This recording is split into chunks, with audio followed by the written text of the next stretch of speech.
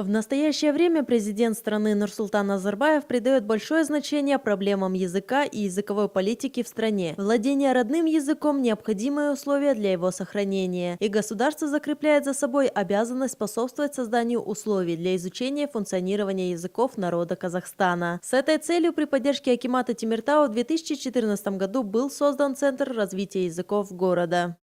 Уважаемые жители города Темиртау, Центр развития языков начинает проект телеуроков «Казах тілін үйренейік». Изучаем казахский язык.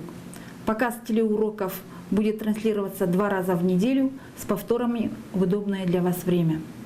Мы верим, что вы с помощью наших уроков освоите казахский язык легко и быстро.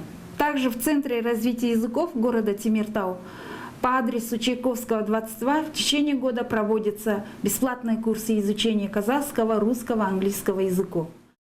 Для детей в центре работает языковая площадка Бастау. По всем вопросам можно обращаться по телефону 90 72 06. Одной из главных задач, стоящих перед Центром развития языков на сегодняшний день, является достижение доли владения казахским языком взрослого населения. К 2018 году 80%, а к 2020 – 95%.